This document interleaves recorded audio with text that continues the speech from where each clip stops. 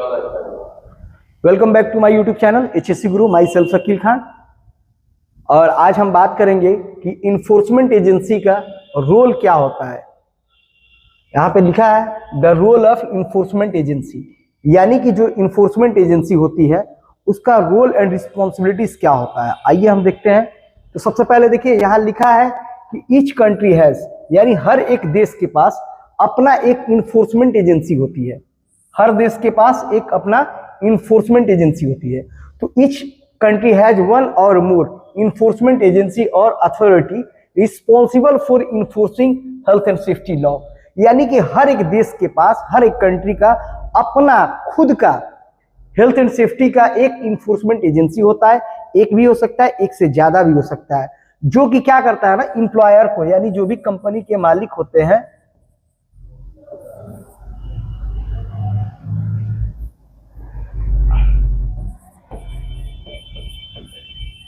Employer को क्या करता है, इन्फोर्स करता है कि जो भी हेल्थ एंड सेफ्टी का लॉ है, लेजिस्लेशन है, नियम है, कानून है, उसको अपने कंपनी में, अपने ऑर्गेनाइजेशन में कंप्लीट तरीके से इंप्लीमेंट करे। आगे देखिए, फर्दर देखिए, the agency of an provide advice. ये जो इन्फोर्समेंट एजेंसी होती है ना, वो जो भी कंपनी के एम्प्लॉयर होते हैं, मालिक होते हैं, या जो ऑर्गेनाइजेशन होता है, उसको एडवाइस देता है कि हाउ हेल्थ एंड सेफ्टी, यानी कैसे हेल्थ एंड सेफ्टी को मैनेज करना है, कैसे हेल्थ एंड सेफ्टी को अपने ऑर्गेनाइजेशन में कंप्लीट इंप्लीमेंट करना है। इन्वेस्टिगेट वर्कप्लेस एक्सीडेंट, और एक्सीडेंट, अगर आपका ऑर्गेनाइजेशन में कोई भी दुर्घटना होता है, इसके पिछले वीडियो में मैंने एक्सीडेंट इन्वेस्टिगेशन के बारे में भी बात किया था। तो इस वीडियो में हम बात कर रहे हैं कि अगर कोई भी एक्सीडेंट होता है, तो जैसे हमने आपको बताया था कि एक्सीडेंट इन्वेस्टिगेशन करना लीगल रिक्वायरमेंट है, तो ये लीगल है।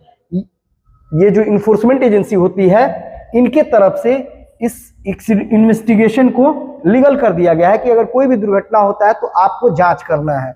तो इनके तरफ से ये भी होता है, take formal enforcement action to force employer. देखिए, और ये लोग फॉर्मल एक्शन लेते हैं। फॉर्मल यानी जो इन्फोर्समेंट एजेंसी होती है ना, वो फॉर्मल एक्शन लेती है इन्फोर्स करने के लिए, दबाव देती है कि भाई नहीं, आपको करना ही होगा। इन्फोर्समेंट एक्शन, देखिए, enforcement action to force employer, employer को फोर्स करती है टू कंप्लाई, यानी जो भी नियम और कानून है, कंप्लाई विद द लॉ, यानी जो भी नियम है, कानून है हेल्थ एंड सेफ्टी को लेकर के, जो हमारे इंडिया का कानून है, क्योंकि हर कंट्री का अलग अलग कानून होता है, तो जो हमारे इंडिया का कानून है, हमारे यहाँ की जो इन्फोर्समेंट अथॉरिटी है, वो बड़े बड़े कंपनियों को, ठेकेदार को, कॉन्ट्रैक्टर को, क्लाइंट को, बड़े बड़े ऑर्गेनाइजेशन को, ये लोग इन्फोर्स करते हैं कि जो भी अपने देश के आर्टिकल्स एंड नियम है हेल्थ एंड सेफ्टी को लेकर के, उसका पालन करें।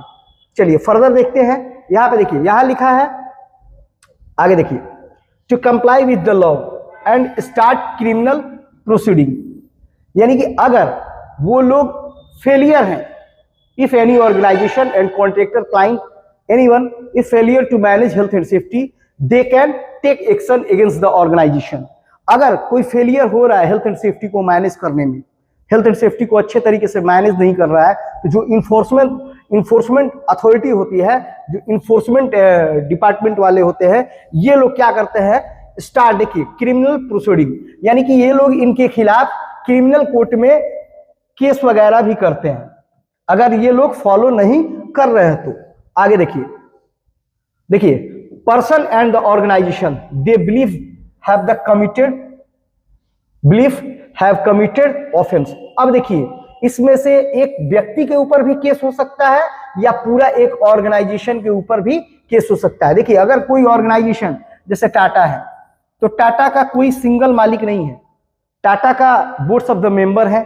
अगर कोई जैसे राहुल हो गया, कोई ऑर्गेनाइजेशन रन कर रहे हैं राहुल, तो राहुल के ऊपर केस किया जाएगा।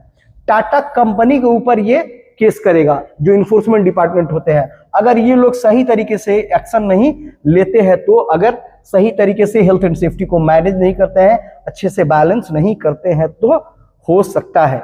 आगे देखिए, मेनी कंट्रीज, यानी बहुत सारे कंट्रीज के पास, many countries have a separate, देखिए यहाँ पे सेपरेट दे रहा है कि बहुत सारे ऐसे कंट्रीज हैं जहां पे फायर अथॉरिटी वाले होते हैं। ये फायर अथॉरिटी वाले, अगर आप कोई शॉपिंग मॉल बना रहे हैं या कोई बड़ा बिल्डिंग बना रहे हैं, है ना, तो जब तक ये फायर अथॉरिटी वाले के पास जाके आप अपना पूरा पूरा ब्लूप्रिंट नहीं दिखाइएगा कि हमने फायर का जो भी एक्टिव फायर इक्विपमेंट्स है।